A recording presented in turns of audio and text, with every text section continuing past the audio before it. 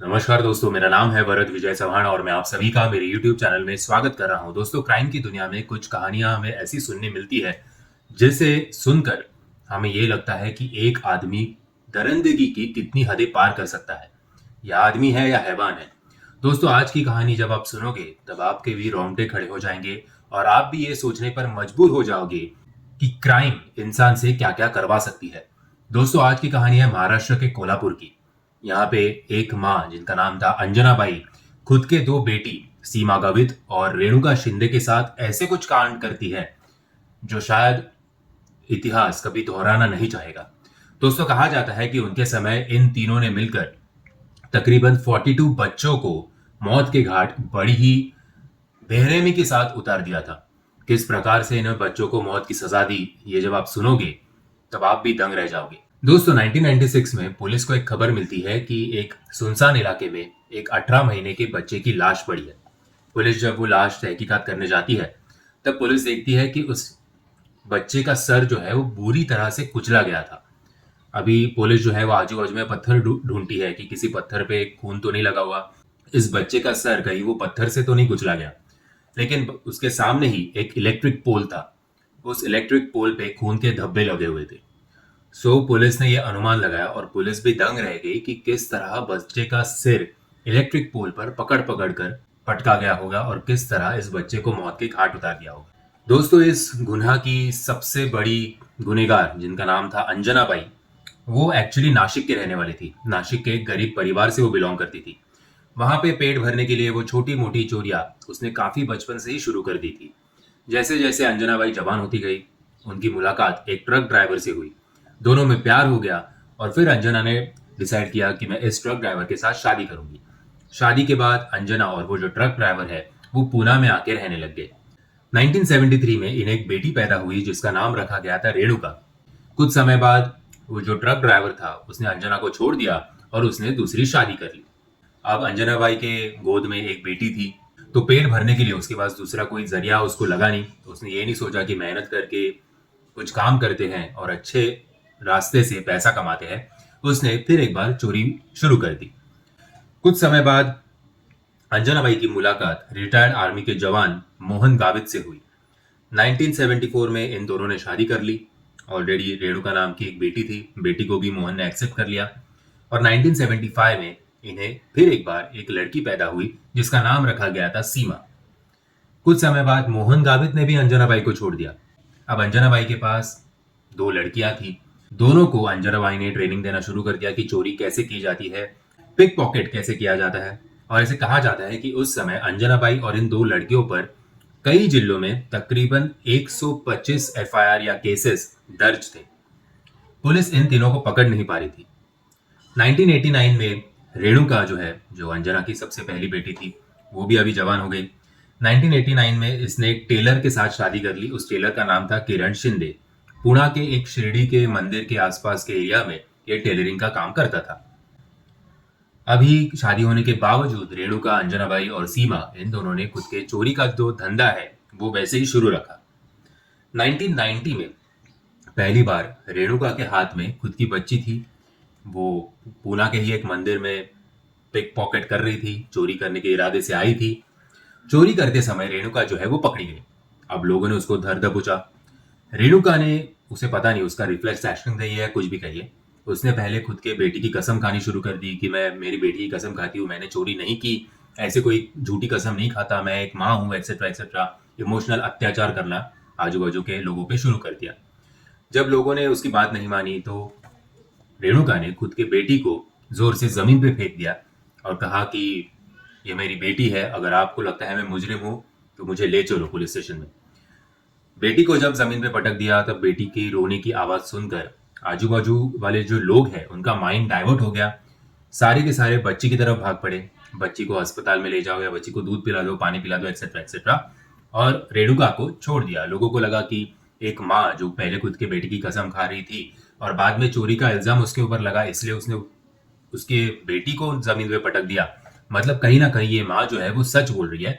और जो जिस औरत ने इस पर चोरी का इल्जाम लगाया था, लोग उसे ही उल्टा कोसने लगे कि तुझे शर्म आती है कि नहीं, तू एक माँ के बारे में ऐसे कैसे कह सकती है।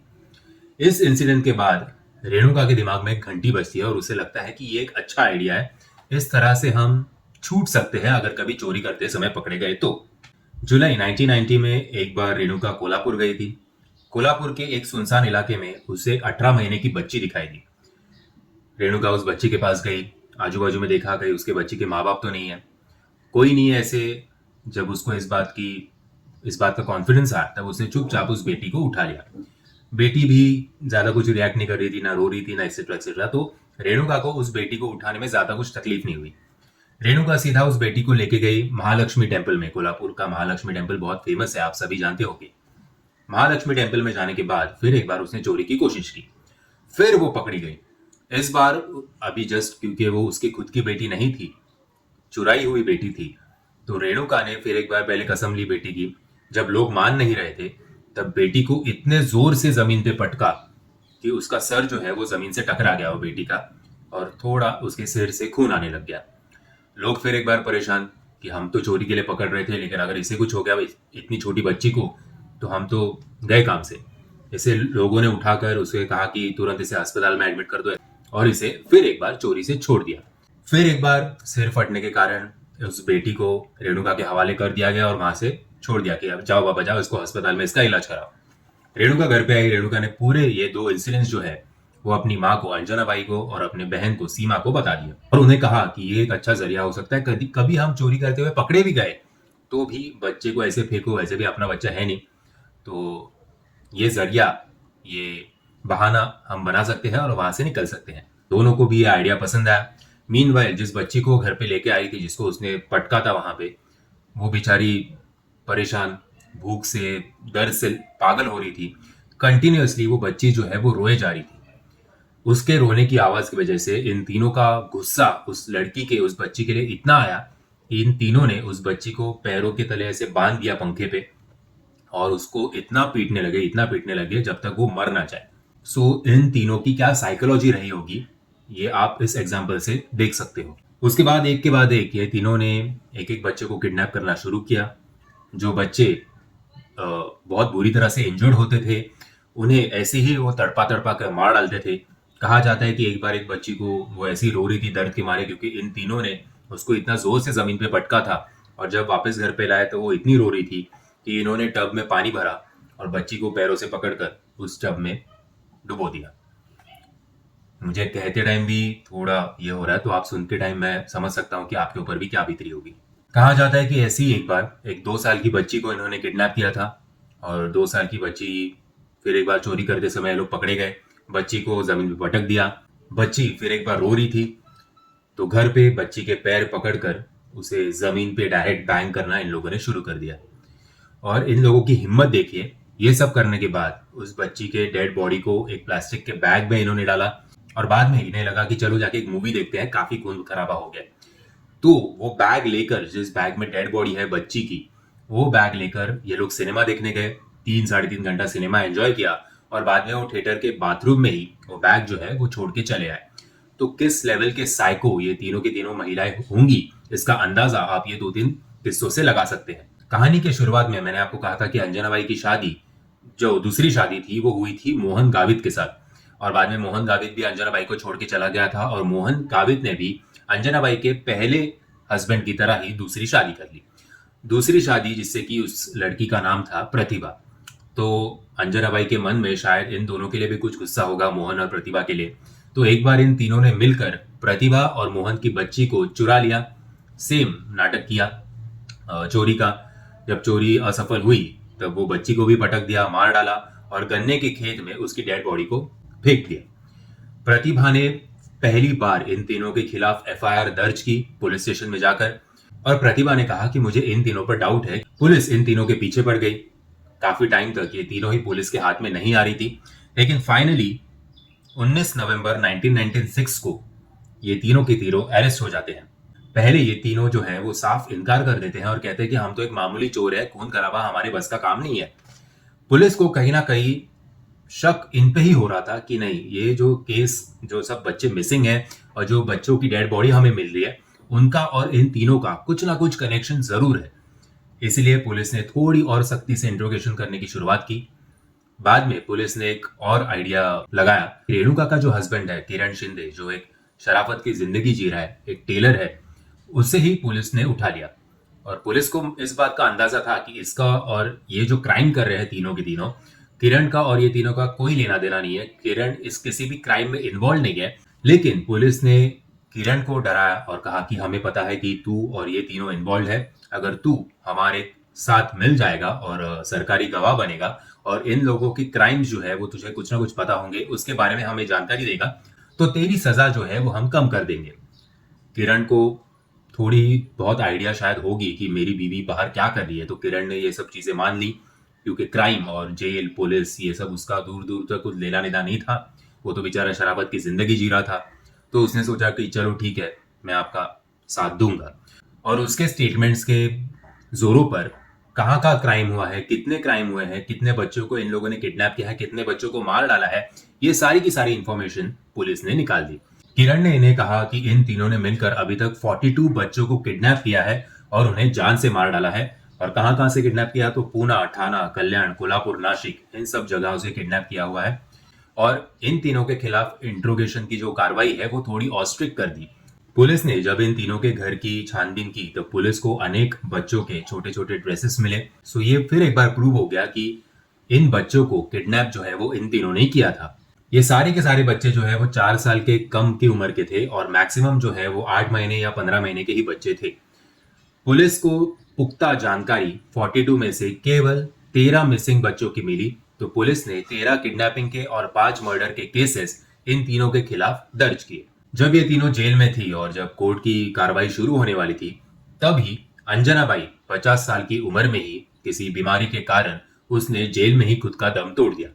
फिर कोर्ट ने अपनी कार्रवाई जो है वो रेणुका और सीमा के अगेंस्ट शुरू कर दी।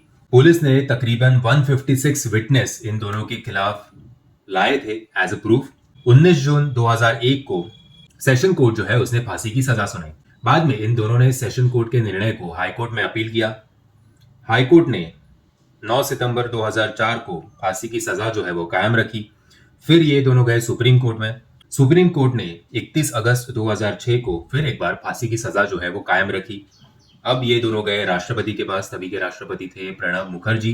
राष्ट्रपति के पास दया याचिका लेके गए थे, लेकिन राष्ट्रपति ने भी 2014 में दया याचिका जो है वो खारिज कर दी। अभी भी ये दोनों रुके नहीं। इन दोनों ने 19 अगस्त 2014 को फिर एक बार ये दोनों हाईकोर्ट गए और उन्होंने कहा कि हमें पकड़ा गया था 1996 में, 2001 में हमें फांसी की सजा सुनाई गई थी, अभी 2014 है, अभी तक हमें फांसी नहीं हुई है, तो हर एक पल हम तड़प तड़प के जी रहे हैं, मौत के डर से जी रहे हैं, तो आप जो है हमारी फांसी को कन्वर्ट करके लाइफ सेंटेंस में कर दो।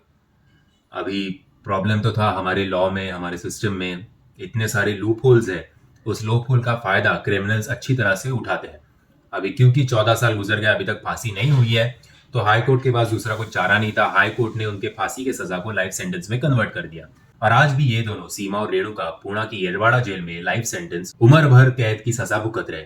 सो दोस्तों, इस कहानी से हमें ये सबक मिलता है कि शायद कोई माँ बाप अगर हिम्मत करके पुलिस स्टेशन जाते थे, पूरा गांव अगर पुलिसों पे जोर प्रेशर डालता था कि हमारे बच्चों को ढूंढ निकालो, और जस्ट ये बच्चे जो है वो गरीब परिवार के हैं, इसलिए पुलिस ने इन चीजों को, जो माँ बाप गए होंगे एफआईआर दर्ज करने के लिए, उन्हें इतना सीरियसली नहीं लिया।